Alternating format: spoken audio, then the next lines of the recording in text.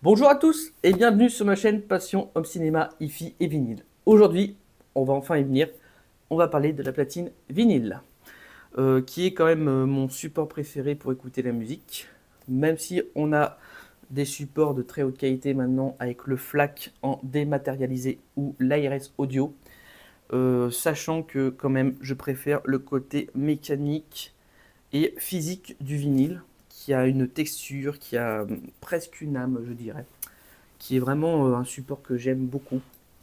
Malheureusement, on n'arrive pas à tout trouver en vinyle, ce qui est dommage, mais j'ai bon espoir que ça se démocratise un peu plus maintenant. Donc pour ma part, j'ai choisi la platine vinyle Ellipson Chroma 400 avec le bras en carbone, qui était la plus haut de gamme il y a 2-3 ans à peu près. Maintenant, il y en a d'autres, en sachant que Ellipson est le premier à avoir remis au goût du jour les platines vinyles en sortant des platines vinyles préamplifiées et Bluetooth. Voilà, pour que ce soit plug and play maintenant avec avec tout ce qui est enceinte Bluetooth maintenant. On est beaucoup sur les enceintes connectées. Donc ils ont créé une platine vinyle compatible Bluetooth. Voilà comment ils ont relancé la platine vinyle au goût du jour en fait, hein, tout simplement. En sachant qu'on garde toujours les mêmes technologies, c'est toujours le même principe, hein. Vous avez un disque avec un sillon qui est composé de creux et de bosses. Évidemment, vous avez un bras avec ensuite une cellule de lecture avec un diamant. Le sillon va faire donc, avec les creux et les bosses, vont faire vibrer ce diamant. Voilà. Donc les vibrations, comme je l'ai souvent expliqué, les fréquences sont des vibrations, hein. 20 Hz correspond à 20 vibrations par seconde et 20 kHz correspond à 20 000 vibrations par seconde. Donc 20 Hz basse fréquence, 20 000 Hz haute fréquence, donc les aigus. Voilà, et en gros, c'est exactement ça, c'est des fréquences en fait, en mécanique, tout simplement. Et du coup, donc le sillon va faire vibrer ce diamant, qui va faire vibrer, va faire vibrer aussi une bobine. Et cette vibration dans la bobine va va créer un champ magnétique, tout simplement. Donc ce champ magnétique va être composé de fréquences. Évidemment, il va falloir ensuite le préamplifier parce que c'est quand même un champ magnétique qui est de valeur très faible, vu les micro-vibrations que l'on a. Donc ça va être c'est préamplifié avec un préampli donc phono ou RIA pour les platines qui sont équipées déjà de préampli. Sinon, on appelle ça un préampli phono sur les amplificateurs Hi-Fi. Et ensuite, c'est amplifié après pour faire fonctionner les enceintes. Voilà. Donc, c'est pour ça qu'on entend aussi le crépitement sur un disque vinyle. C'est que cette friction entre le polychlorure de vinyle, qui est donc du PVC en fait, hein, c'est pour ça qu'on appelle ça du vinyle, parce que c'est une matière synthétique du polychlorure de vinyle, donc du PVC, avec le diamant et le polychlorure de vinyle va créer en fait un champ magnétique. Voilà, sur la friction. En gros, ce que vous entendez, les crépitements, c'est rien d'autre de l'électricité statique. Le crépitement de l'électricité statique. Qui est maintenant, voilà, donc c'est pour ça que déjà, on utilise cette brosse antistatique.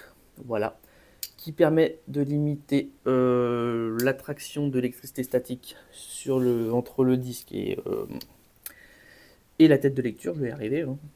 Et en plus, ça élimine la poussière qui crée en plus d'électricité statique aussi la poussière. Évidemment, quand vous avez trop de poussière sur la tête de lecture, ça crée des désagréments en termes de l'écoute. Voilà. Donc c'est quelque chose de fragile et minutieux quand même le vinyle. C'est pour ça que il y a un réglage à faire. D'ailleurs, je vais vous en parler. Je vais vous rapprocher la caméra. Comme ça, vous allez voir tout ça. Donc, nous y voilà devant la platine. Donc, moi, j'ai choisi cette platine parce qu'elle a ce côté complètement mécanique. Alors ce côté mécanique, je l'aime beaucoup. Ça veut dire qu'il y a des platines où, comme Technics, Audio Technica, vous appuyez sur un bouton, le bras se lève, ça se positionne, ça tourne tranquille, et après ça baisse tout seul le levier. Moi, c'est pas mon truc, j'aime ce côté où il faut se lever, ce côté vintage en fait. J'aime me lever, de toute façon, j'ai un ampli qui est entièrement analogique, donc je suis obligé d'appuyer sur le bouton de l'amplificateur pour l'allumer, de tourner le potentiomètre pour le volume, ou tourner les sélecteurs pour aller sur le préampli phono. Donc quoi qu'il en soit, je n'ai pas de télécommande ou rien d'autre, donc autant se lever entièrement pour faire les choses. Donc j'ai un moteur qui est là, à part, qui est entraîné donc par une courroie. Donc le plateau tournant est entraîné par une courroie, j'ai une feutrine dessus. J'ai le bras mécanique avec le contrepoids. Donc évidemment, vu que c'est quelque chose de fragile, il ne faut pas que le poids du diamant appuie trop sur le disque et pas assez. Voilà, il faut 1,5 g généralement. Voilà, même si je trouve, moi c'est ce qui préconise le constructeur, mais j'avoue que même à 1,20 g, je trouve que le son est meilleur. Voilà. J'ai une cellule orthofon OM10 dessus, que je pense changer par une cellule de plus haute qualité de chez Orthofon aussi, mais la 2M bleue. Voilà, qui coûte 200 balles à peu près, alors que celle-ci, cette cellule doit coûter à peu près une cinquantaine d'euros. Donc c'est pas le même prix, c'est pas la même qualité non plus. N'empêche que ça fait extrêmement bien le travail, j'ai envie de dire. Mais j'ai envie de customiser ma platine plus tard pour pouvoir avoir une qualité sonore peut-être meilleure. Voilà, je l'espère. Nous avons le sélecteur avec 33 tours et 45 tours. Et il y a une phase cachée aussi dessus. C'est que quand on met voilà 45 tours, alors voilà, si on fait un aller-retour entre le 0 et le 45, ça va tourner en 78 tours. Voilà. Est-ce que ça a marché? Non, ça n'a pas marché. Voilà. Là, elle accélère. On l'entend pas trop. Et j'ai remarqué un truc sur cette platine. Alors, je sais pas si c'est un défaut ou si c'est normal. Mais en 33 tours, le moteur fait plutôt du bruit et vibre. 45 tours moins. Et 78 tours, là, on n'entend plus du tout.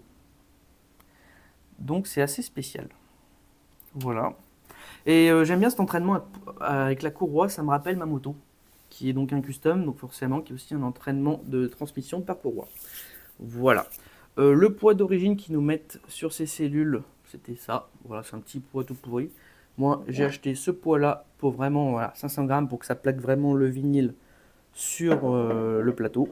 Et j'avoue que la qualité sonore, je vais pouvoir vous faire un retour dessus, la qualité sonore a été vachement améliorée avec ce poids.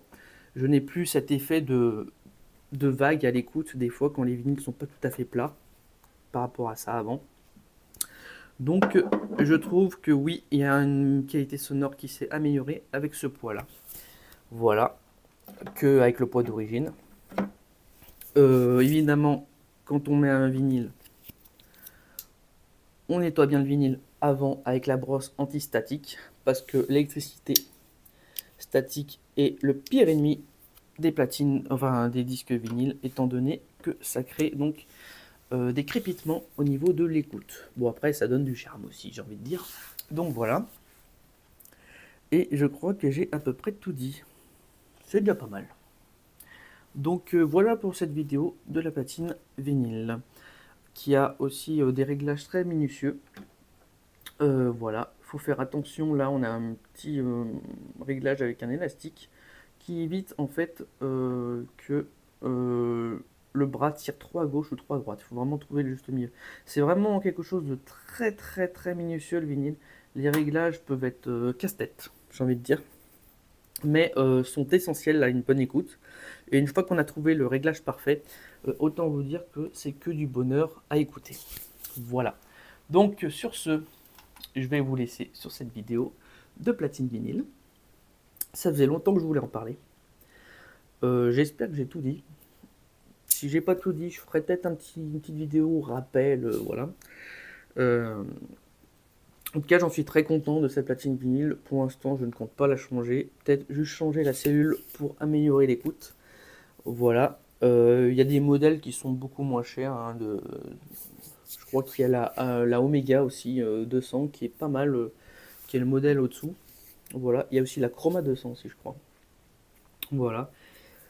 Et puis je pense que après il y a d'autres marques qui sont des spécialistes de la vinyle, hein, comme Technics, Audio Technica, tout ça, ont fait leurs preuves dans le milieu du vinyle et qui proposent des platines vinyle de fou.